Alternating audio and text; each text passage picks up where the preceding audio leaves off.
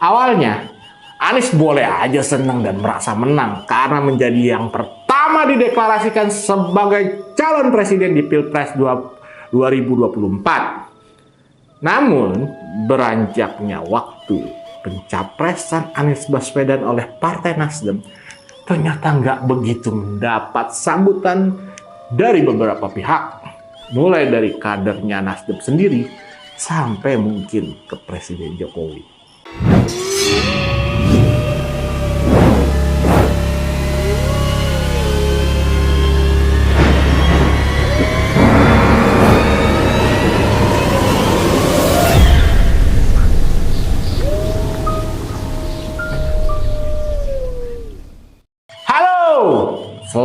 Selamat.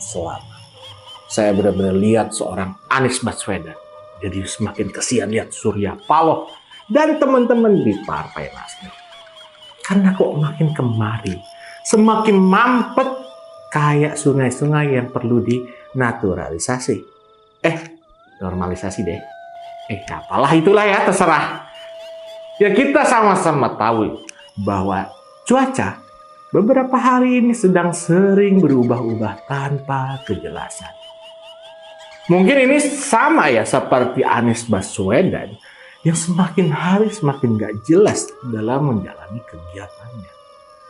Ibarat pepatah, sudah jatuh ketimpa tangga, keinjak pula.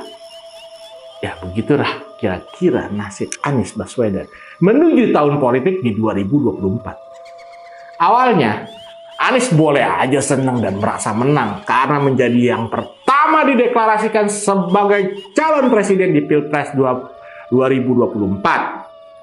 Namun, beranjaknya waktu, pencapresan Anies Baswedan oleh Partai Nasdem ternyata nggak begitu mendapat sambutan dari beberapa pihak, mulai dari kadernya Nasdem sendiri sampai mungkin ke Presiden Jokowi.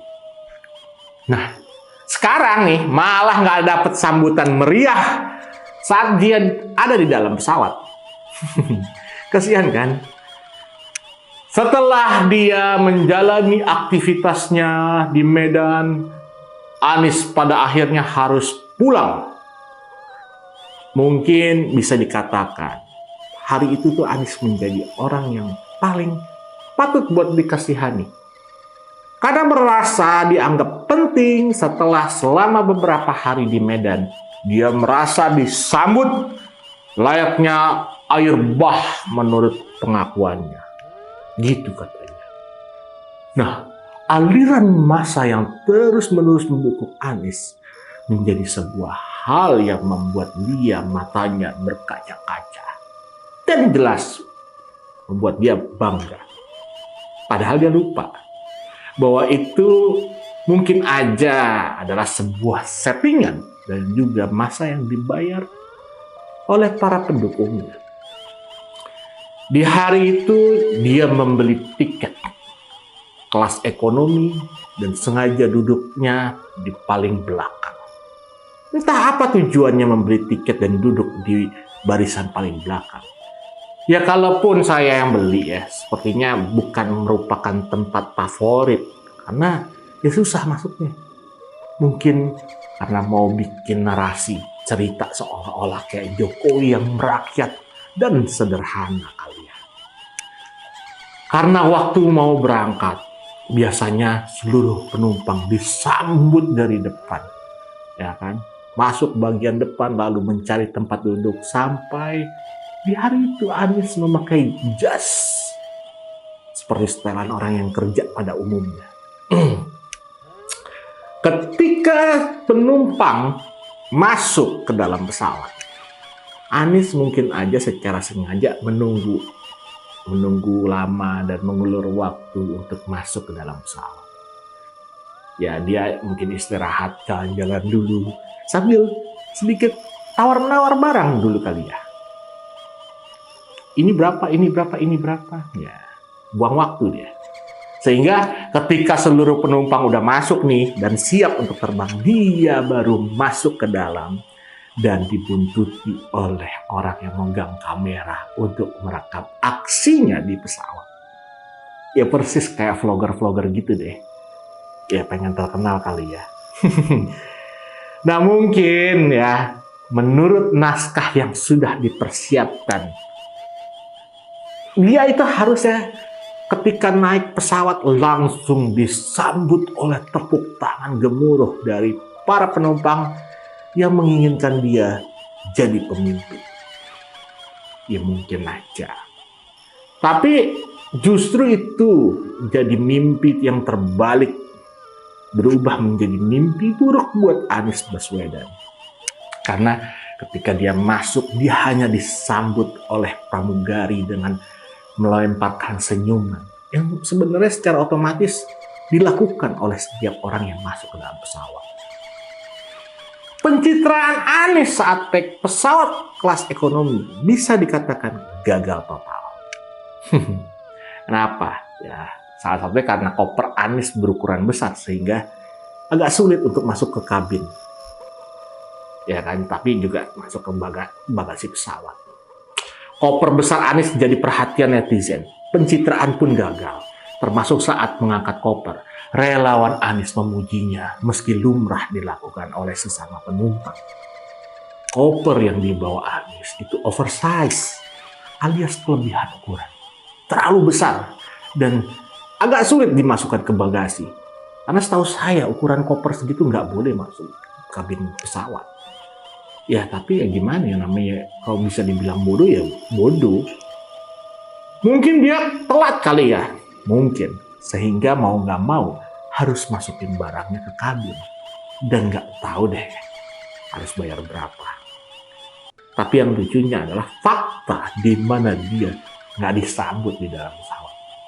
Ini adalah sebuah realita yang paling jelas menyatakan dukungan orang yang tidak percaya pada Anies. Ya kalau mereka nggak dapat bayaran.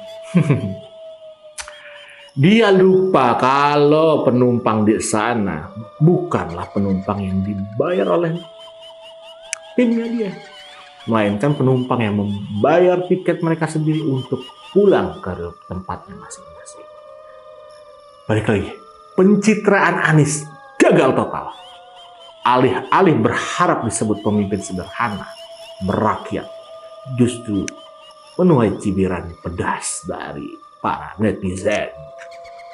Kemudian, ketika dia jalan dan berada di barisan paling depan, melewati kelas bisnis sampai ke bagian barisan ekonomi paling belakang, semua orang terkesan cuek, malah justru memasang muka yang memandang gimana nih, ini orang telat gitu. Mau jadi presiden kok paling akhir masuk dan mencari narasi nggak jelas.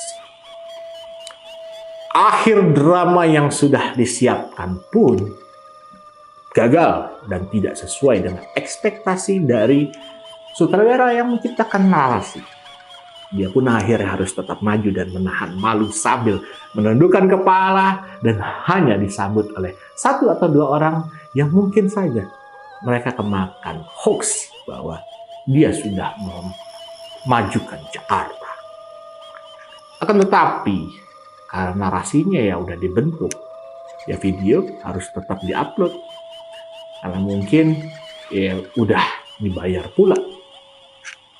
Demi pencitraan Anies, ya akhirnya dia naik ekonomi.